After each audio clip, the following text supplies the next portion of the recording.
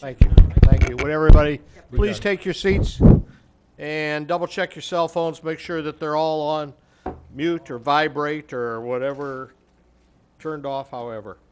And at this time, I'd like to reconvene the City of Bonita Springs Board for Land Use Hearings and Adjustments and the Zoning Board of Appeals. And staff, will you call the next case, please?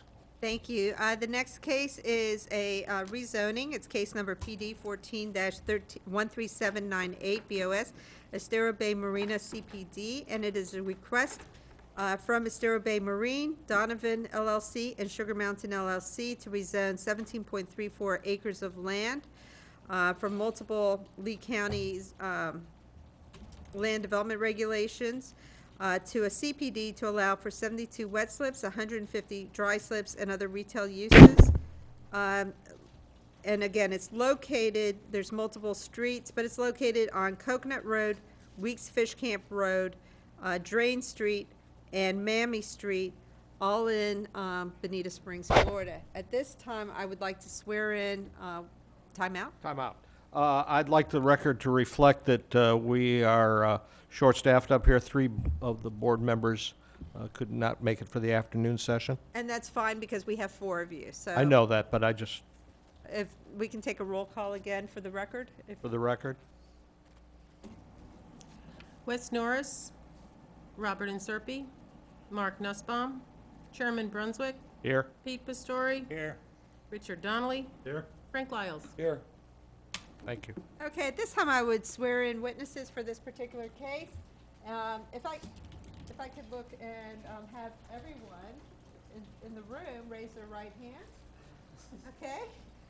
Unless, as an officer of the court, you don't feel you need to, but that, and not a fact witness, do you swear firm testimony you're going to provide is the truth, whole truth, and nothing but the truth? Thank you. Now, the next thing is, and I did notice John Dulmer is out of the room, so when he comes back, we all make sure he gets sworn in. Mr. Kirby, you've been previously tendered as an expert in environmental planning, correct? Ms. Genson, you've been previously tendered as an expert in land use and planning. Mr. Inc., you've been previously tendered as an expert in engineering and planning. And we would like to have him accepted as an expert in marine engineering as well. And marine engineering. Have we ever talked about marine engineering? I have not done any marine. Would you like to voir dire him, or would you like me to ask? You can go ahead if you want. We brought his resume and a list of current. and Okay, if I previous could just see projects. one of those resumes, and we'll give the rest to the group. And can I have you up here, and I'll just ask you a few simple, sweet questions. We've had you previously tendered as an expert, so I'm not going to ask a lot of questions of you today, but I will go into some related to, is it marine engineering or marine planning? Marine Both. engineering. Okay, marine engineering and planning. What work have you done that would signify water-related projects I dealing with have marine? given you a list of my In your marine capacity, and okay. water-related capacities, of which there's at least a dozen marinas similar to what is here before you today. So would you say Pineland Marina or Bob and Annie's Boatyard or Snug Harbor Seaport or Boardwalk Caper Docks? I'm trying to eliminate residences, or Manatee World Marina in Fort Myers as comparables, or, oh, okay, so we have the marinas listed up here. I'm going to read a list of marinas that you have performed work as an engineer or a planner. Yes. Okay. Diversified Boatyard, Fort Myers Beach, Legacy Harbor Marina, Fort Myers Beach, Getaway Marina, Fort Myers Beach, Coconut Cove Marina, Estero, Lockmore Marina, North Fort Myers, Hancock Marina, North Fort Myers, Compass Rose Marina, Fort Myers Beach, Sweetwater Landing, Lee County, Alba Shores Marina, Olga, Usepa Island Inn and Dock on Usepa Island, Matanzas Marina, and Bosilia Island Club, Bosilia Sandpiper Yacht, and Sandpiper Yacht Club in Fort Myers Beach, and Twin Waters Resort in Captiva.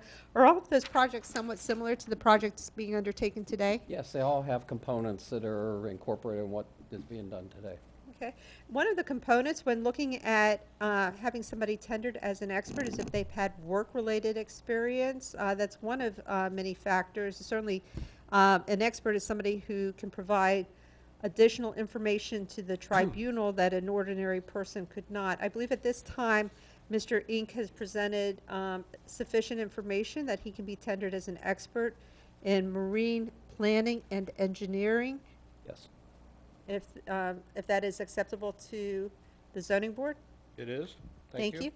Mr. Yulee, do you have any other witnesses that you would like to be tendered as an expert? We have Chester Young available to answer questions, and I Okay. believe he can be qualified as an expert in marina permitting, but he's not going to be part of the case in chief. In order to save time, we might want to just skip that now. Okay, and I see think if he's it's been, have you come here before zoning cases? Okay. We'll consider that later if we need to. And Mr. Dolmer, can I have you sworn in, please? Do you swear or affirm the testimony you provide today is truth, whole truth, nothing but the truth? And you've been previously tendered as an expert in land use and planning?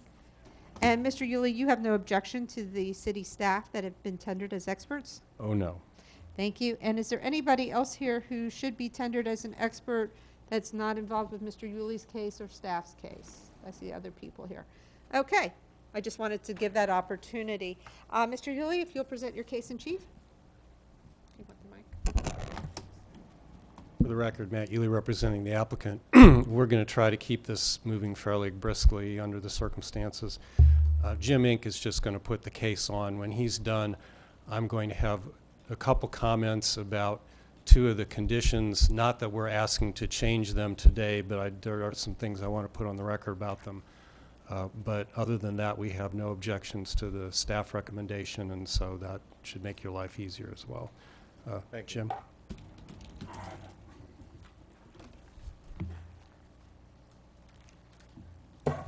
Afternoon for the applicant and for the record, James Inc.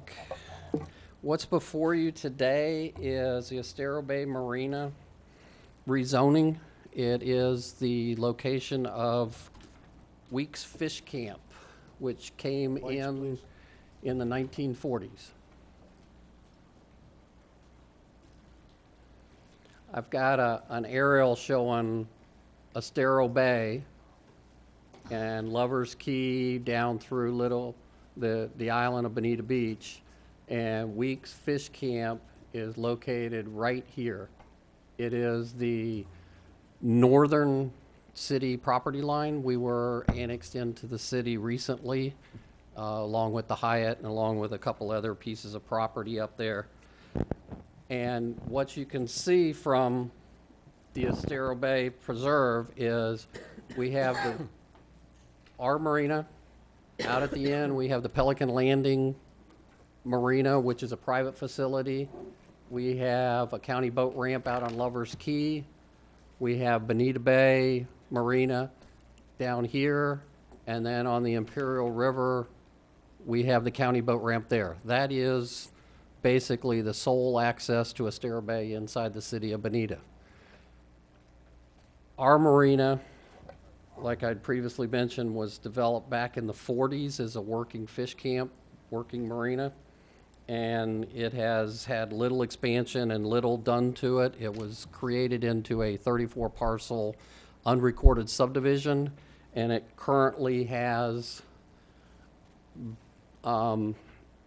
single family type uses and mobile home type uses, which I'll get into in a minute. The marina, as we're drilling down, is right here at this part.